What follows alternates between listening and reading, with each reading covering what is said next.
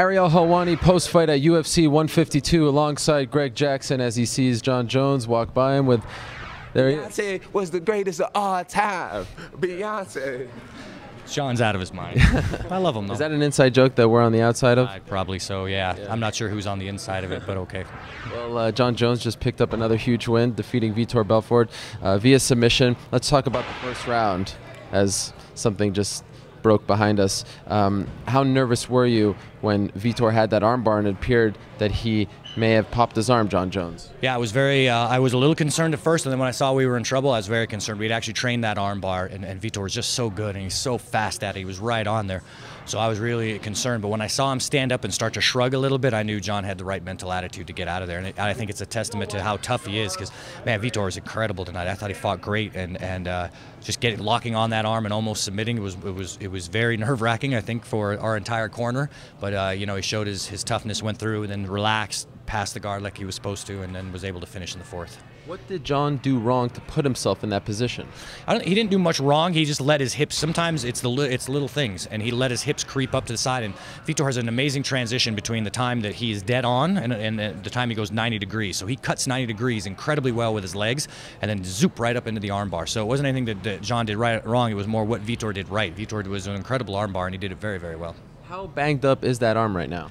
It's probably strained a little bit, you know. He could still use it the rest of the fight, so it wasn't dislocated or popped. But, you know, an arm is a funny thing. It pops a little bit and grinds a little bit, and the ligaments can stretch. But, you know, you really got to get on it to take it out of the socket sometimes. Sometimes it goes quick, but a lot of times it won't. Crazy question here. Considering his long arms, his long reach, did that help him at all in that position? Not really, not terribly. You know, I think more his mental toughness helped him than anything. There's been many a tall guy armbarred, that's for sure. Yeah, and then as far as like overcoming that and, you know, ignoring the arm, what were you telling him in between rounds?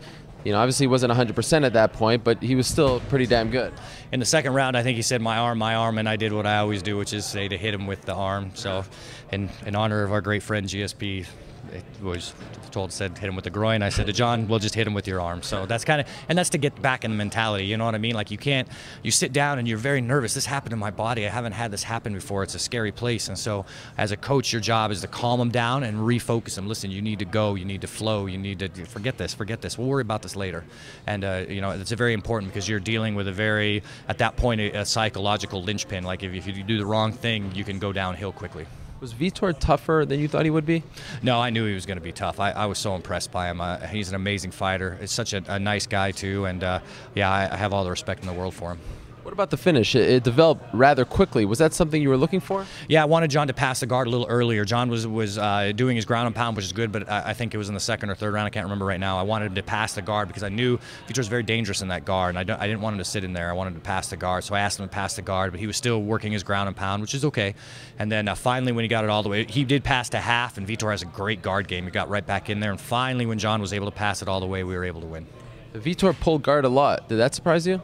No, I think he didn't feel like he wanted to contest the takedowns. He felt like he had an advantage off his back, and so it was a good strategical move. I felt like, you know, he almost got Jon, and so he kind of went back to the fishing hole again to see if he could get him. With a performance like that, considering how resilient he was, he didn't tap obviously, and he fought out of it. Does that sort of win the fans back? Do you think that all is forgotten now? I sure hope so. You know, Jon is a really good guy. He's such a tough warrior. And to see, you know, he was in trouble. And, you know, he showed a lot of heart and a lot of guts. And some other people might not have done that. And I hope he inspired a lot of people tonight. He came out to Bob Marley's Could You Be Loved.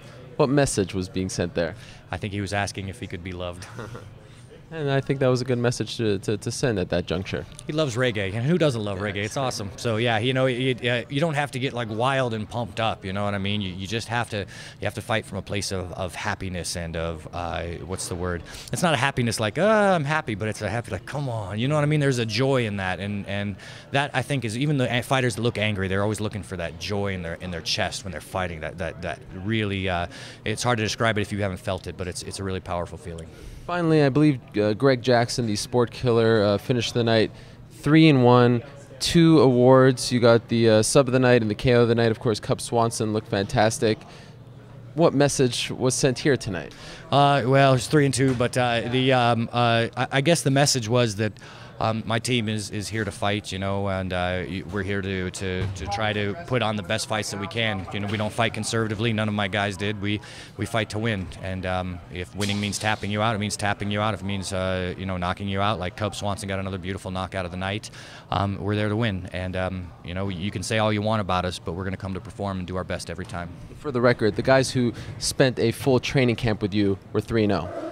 The two losses yes. were Roger Hollett and Right, Brian Brian Stan, was who was good. not even in your camp. So just trying to give credit where it's due here. Oh, no. I always take the losses with my guys. If I'm involved in it and they lose, the loss is always on me, 100%. And so, you know, those guys will be back. Both Brian Stan is just one of the best human. You can't say a bad word about Brian Stan. He is an amazing human being. I'm so lucky I know the guy.